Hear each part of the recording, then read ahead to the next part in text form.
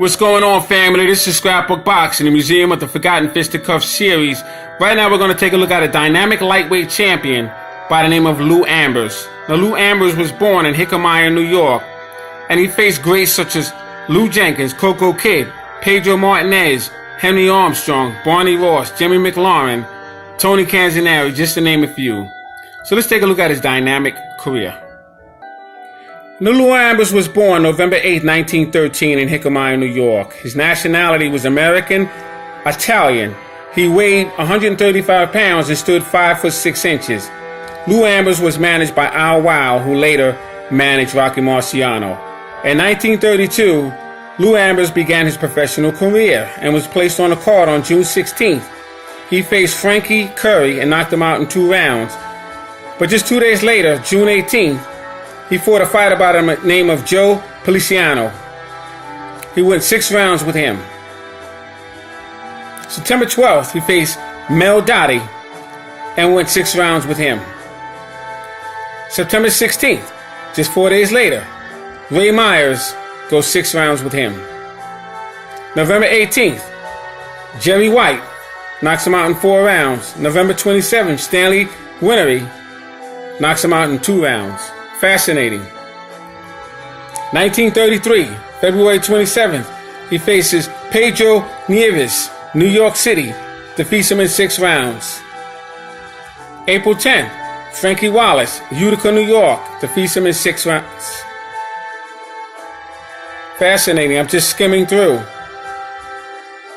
August 14th, Jack Rose, New York City, defeats him in 4 rounds.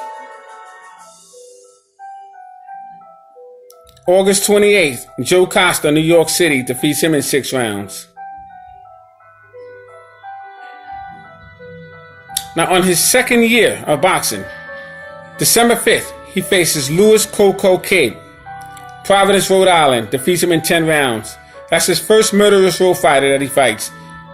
His second year as a professional. December 25th, Joe Firpo, Philadelphia, Pennsylvania, he loses in 3 rounds. That's his first loss as a professional. 1934, January 8th, Pasty LaRocco knocks him out in 7 rounds. January 24th, Paris Apice, Providence, Rhode Island. He goes 10 rounds with him. March 2nd, Tommy Romano, Providence, Rhode Island, goes 10 rounds with him. Now I'm just skimming through. April 16th, Eddie Dempsey KOs him in 3 rounds. April 26th, Billy Lynch, Providence, Rhode Island, KOs him in 9 rounds. I have all these fighters' profiles. May 18th, Jack Davis, Providence, Rhode Island, knocks him out in 4 rounds. June 18th, Jimmy Leto, Hartford, Connecticut. He goes 2-round draw with him. December 10th, Mickey Paul, Utica, New York, KOs him in 4 rounds. December 28th, Pancho Villa, Fall Rivers, goes 10 rounds with him. In 1935, he fights Sammy Fuller on March 1st. This is in New York City for 15 rounds.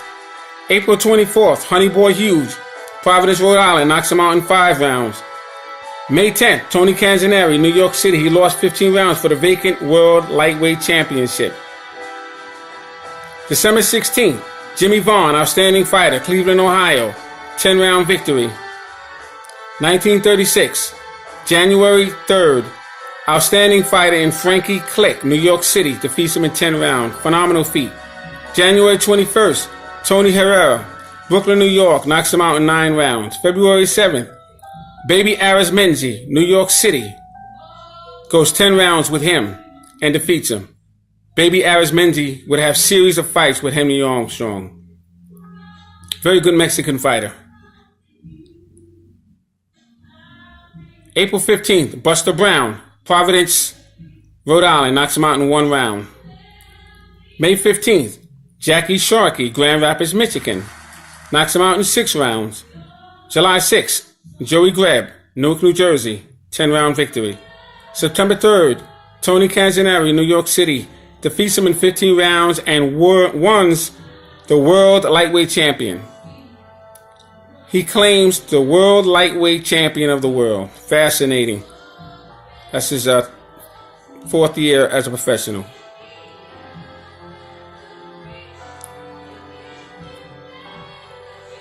October 28th, he faces Eddie Cool, Philadelphia, Pennsylvania. He lost 10 rounds. But November 20th, Jimmy McLaurin, New York City, he loses 10 rounds. But Jimmy McLaurin will become welterweight champion. Exchanged that title back and forth with Barney Ross. December 29th, Stumpy Jacobs, Rochester.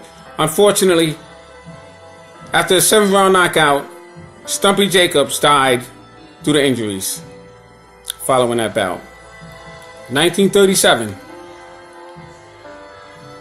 February 10th, he faced Davey Day, New York City. Fascinating fighter. 10-round victory. February 22nd, Al Roth, New York City. Defeats him in 10 rounds. March 23rd, Roger Bernard, Flint, Michigan. 10-round victory. April 5th, Pedro Martinez, New York City. He lost in 10 rounds. Now, Pedro Martinez, we did a profile on him, and he would become champion. April 19th, Phil Baker, New Haven, Connecticut. Defeats him in 10 rounds. May 7th, Tony Canzaneri, New York City. Defeats him in 15 rounds title bout. That was Canzaneri's return bout with Lou Ambers, and he was unsuccessful. August 16th, Howard Scott, Hartford, Connecticut. 10-round victory. Fights him again September 1st. Washington, 10-round victory. September 23rd, Pedro Martinez, New York City. Defeats him in 15 rounds for a title bout. November 16th, Charlie Burns, St. Louis, Missouri. 10-round victory. December 6th, Frankie Wallace, Cleveland, Ohio. Defeats him in 10 rounds. 1938. May 6th, Jimmy Vaughn, Louisville, Kentucky. 10-round victory. May 11th, Jimmy Garrison, fascinating fighter, Kansas City. 10-round victory. That was a very good win in Missouri for Lou Ambers. June 7th, Baby Arizmendi, Los Angeles. 10-round draw. And on August 17th, 1938, Lou Ambers faces Hammerhead Henry Armstrong in New York City and loses the lightweight championship of the world. So Henry Armstrong would become the lightweight title holder. And he would have 3 titles simultaneously in 1938. Petey Sarah in 1936, he was able to capture the featherweight championship. 1937, he was able to capture the welterweight championship from Barney Ross. And now he faces Lou Ambers and captures the World Lightweight Championship. Henry Armstrong. We're going to talk about that fight with Lou Ambers. November 28th, Tommy Cross, Philadelphia, Pennsylvania, defeats him in 10 rounds. December 5th, Frankie Wallace, Cleveland, Ohio, knocks him out in 7 rounds. Fascinating accomplishment by Lou Ambers.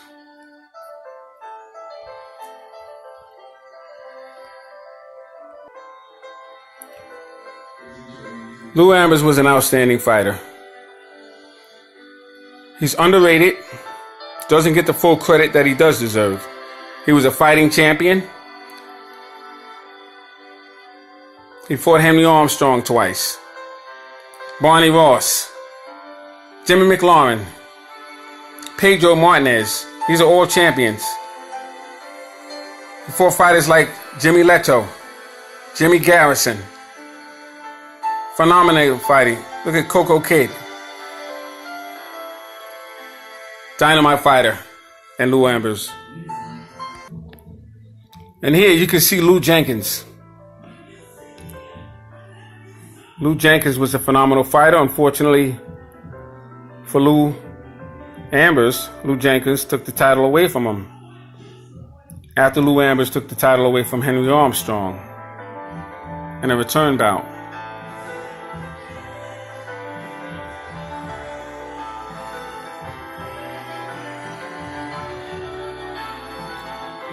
Lou Jenkins, who's from Texas, held the lightweight title May 10th, 1940. That's when he defeated Lou Ambers, to December 1941.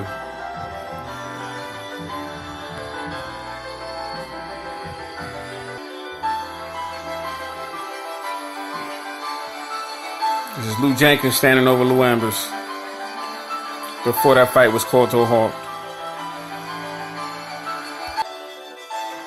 Now here we're taking a look at that fight with Henry Armstrong and Lou Ambers.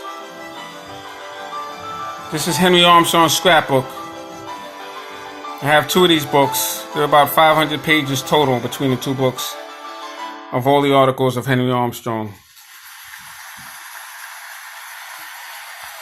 And here you see Lou Ambers and Henry Armstrong.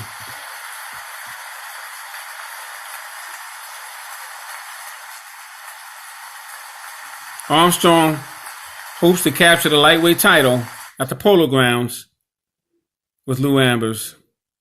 Now the Polo Grounds is in New York on 155th Street off of Edgecombe Avenue. And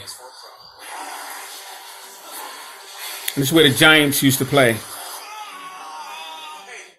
$100,000 gate forecast. Promoter expects 20,000 to attend. They call it the Negro punching. Power gives him edge. They're talking about Armstrong here. How they rivals compare. Lou Ambers, 24. Armstrong was 25. Lou Ambers was 135 pounds. Armstrong was 134 pounds. Lou Ambers was 5 foot 6 inches. Armstrong was 5 foot 5 1/4 inches. Lou Ambers had a 70-inch reach, while Armstrong had a 67.5-inch reach. Tonight at the Polo Grounds, the sensational Henry Armstrong will undertake to write a unique page in boxing history.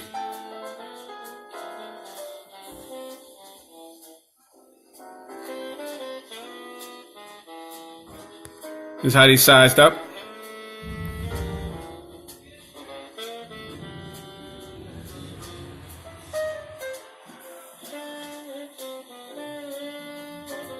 We already went over the tail of the tape.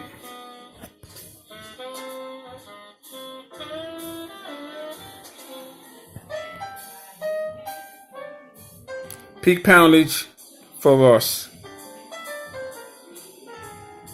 And this is what Armstrong fought Barney Ross. Armstrong manager Eddie Meade declared Armstrong weighed just a shade lighter than 135 pounds when his work was concluded. Now, Henry Armstrong used to shadow box for about 10 rounds in the dressing room before a fight. That was a ritual of his. And he was able to have that kind of stamina because he had an oversized heart. And what was fascinating about Henry Armstrong, a lot of people don't know, he was able to get his heart rate down to 60 pulse per minute. And that's fascinating because that's almost not a heartbeat. And he can fight 15 rounds the same way he started. Henry Armstrong was a fascinating fighter. Armstrong's choice to subdue Ambers.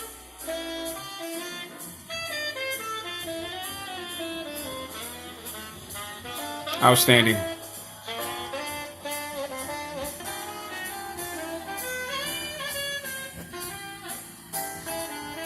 Armstrong takes verdict on points. Games strike over Ambers to become first holder of 3 world titles.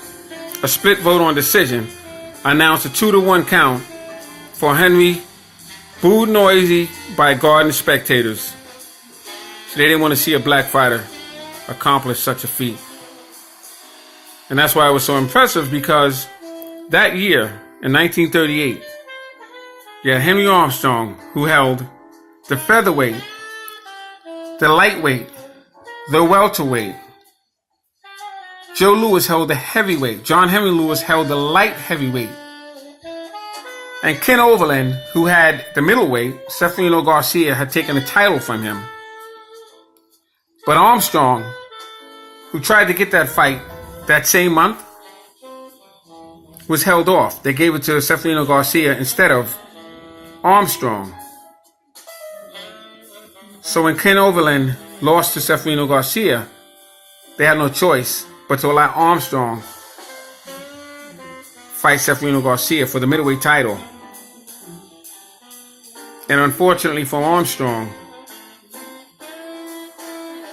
it was a con game going on because Armstrong had already defeated Severino Garcia.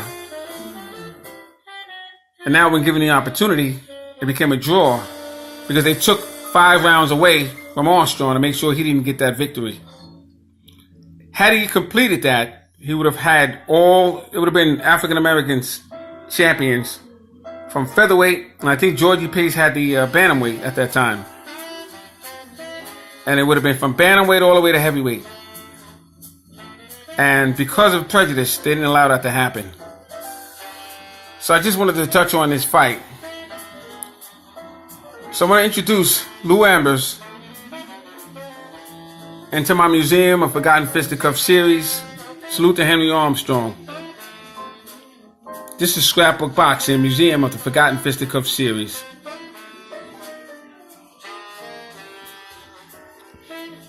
I want to give a shout out to the Brother Blood Boxing, Retro Boxing and Documentaries, Junior the Truth. Salute. Phenom International. Peace.